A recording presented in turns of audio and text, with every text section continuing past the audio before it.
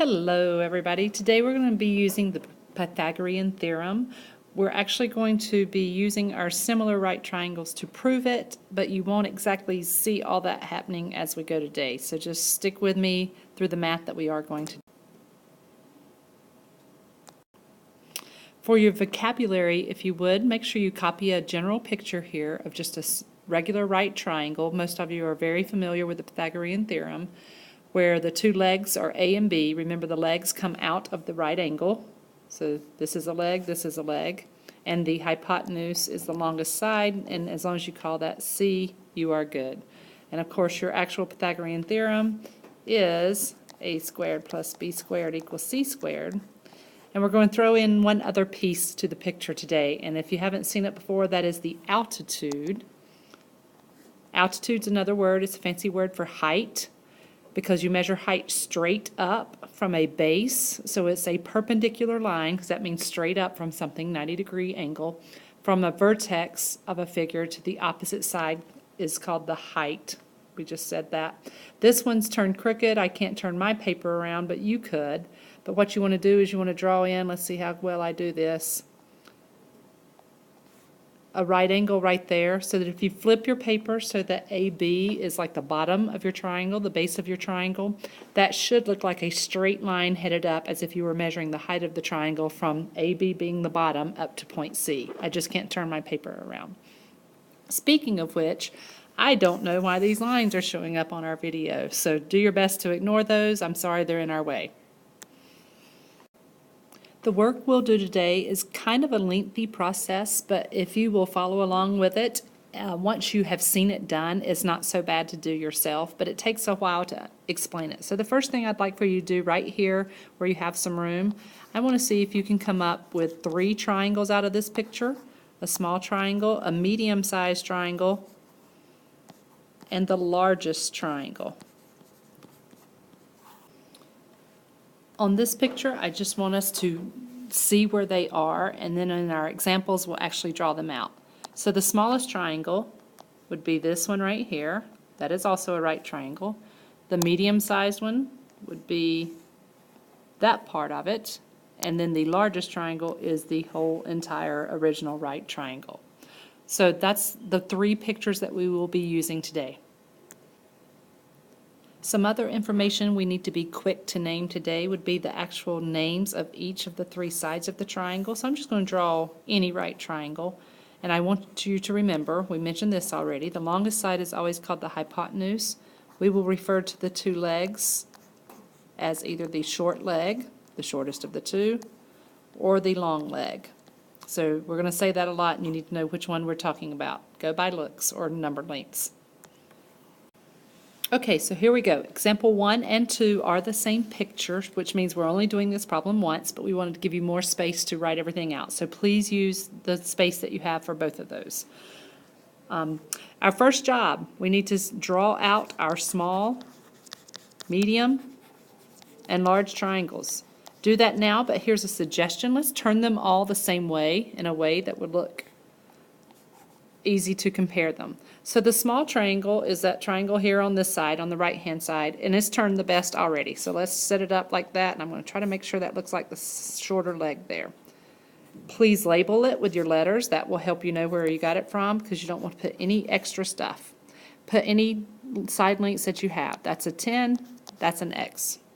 And while we're at it, let's go ahead and say this is the hypotenuse, this is your short leg, this is the long leg. So do some sort of abbreviating if you'd like.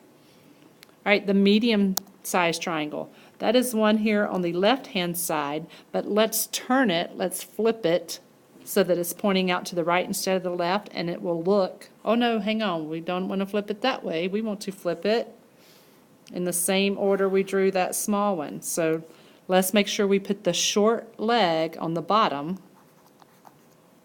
And who's the short leg of triangle ACD? That means this runs from D to C. So you need to turn your head to the left a quarter turn to see this. That value is X. This is A, and that means AC is your hypotenuse. And AD, which is 18 units, is your long leg.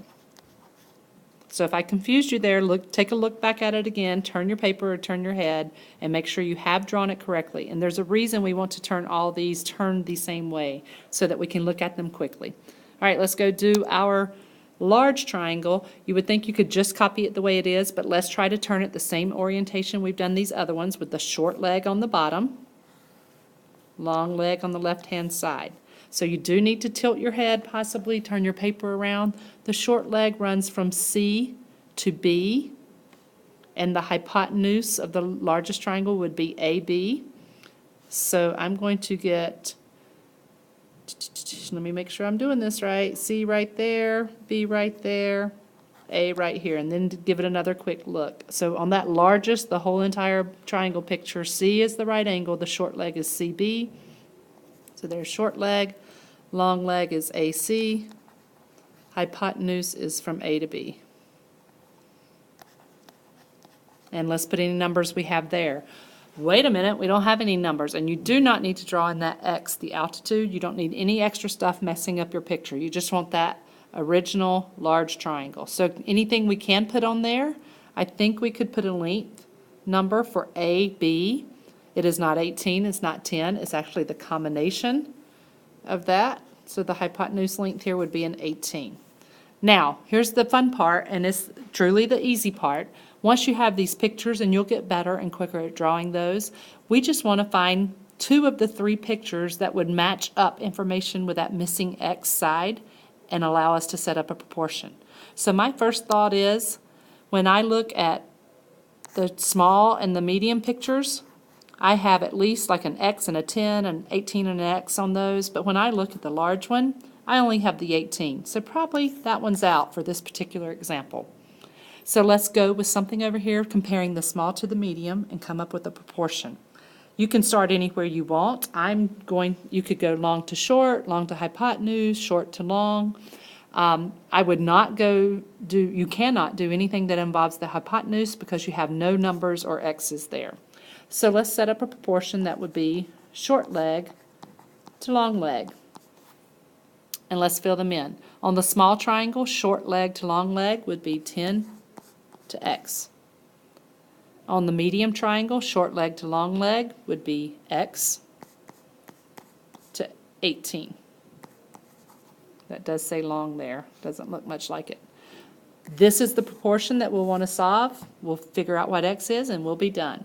Don't let the X in 2 spots throw you off. Still do your cross products. 180. X times X, you do just write X squared, and then you'll be like, oh yeah, I know what to do there. Square root both sides. Say approximately, since you are rounding decimals here, you should have approximately 13.4 units. If you're thinking, oh yeah, this is where we do the plus minus, you don't have to worry about that because we are representing lengths, so we only want the positive answers. Okay, again, example 2 was the exact same picture. I hope you just used that blank space to have your work spread out a little more. Same thing is true of 3 and 4. So let's go on to example. Okay, excuse me, example 3 or 4, they're the same one. So let's look at this picture and let's do what we've been doing. Exact same process. Small triangle, medium triangle, large triangle. Try to give them a draw maybe before you look at mine, but the idea is to turn them all the same way. That makes your work easier to spot. So the small triangle is this one on the right-hand side, and I'm going to turn it kind of like we did those other ones, because if I look at it from the way I'm pointing right there, this would be the right angle, that's D. This would be C, and that would be B, and go ahead and label. This would be short leg, hypotenuse, long leg. That does not look like the word long. Let's go to the medium triangle. That would be the one on the left-hand side. You can turn it to the left the way it is, but I prefer to tilt it up so that I have the short leg on the bottom, just like I did when I drew my small one. But if you can look at it and tell what's what and label it, I'm fine with that. On the medium one, the short leg is that 4.8. You might want to get your numbers there since you can go by that, and then we'll get the letters in there. Long leg is represented with an E. And hypotenuse is represented with an 8. So let me get words there also. There's short, here's long, here's hypotenuse. And then finally, our large triangle. I'm going to have to kind of tilt my head to the left and turn it. You do it however works for you. My right angle on the large triangle is C. The hypotenuse runs from A to B, and CB is the short leg. So B goes there, A goes here. So here's short leg, here's long leg, and here's hypotenuse. Let's see what we got. Short leg is 6. Long leg is 8. Hypotenuse, they've represented with the whole length of C. So do note how they did that. And I am missing something somewhere. Back here on my small triangle, I didn't put numbers. Short leg is F. Long leg is 4.8. Oh, we got numbers everywhere on this one. And hypotenuse is 6. My guess is we can definitely use the small triangle in our proportion. All right, so again, try to look, you've got to find all those missing side lengths, so I may definitely need to go to my next slide. Let's just start with anything we can, but notice on small we've got 4.86 and F, so we can match up small with anyone else as long as they've got a number for that short leg spot. So let's go small to large triangle. Let's compare those, and I'm going to set up my proportion to do short leg to long leg. And you're just going to play around with it if you're not quite sure why I picked that first. Short leg on the small triangle is F. Long leg is 4.8. Short leg on the large triangle is 6. Long leg is 8. As long as you can write any proportion with just 1 or even 2 missing spots, if they're the same letter, like we had X and X a while ago, you've got something that'll work. Cross products would be 8F equals 28.8. We just found F. F is 3.6 units. All right. You can do a couple different things now. I'm going to go to my next slide where I have more room. You need to refer back to those pictures. Now I'm going to try to find E, and to do that I'm going to match up small to medium triangle, and I'm going to do long leg to hypotenuse and see what I got going on there. Long leg in the small one is 4.8. Hypotenuse in the small one is 6. Long leg in the medium triangle is E. Hypotenuse is 8. Do your cross products. I'm not even going to write all that out. I hope you can take care of that. E should be 6.4 units long.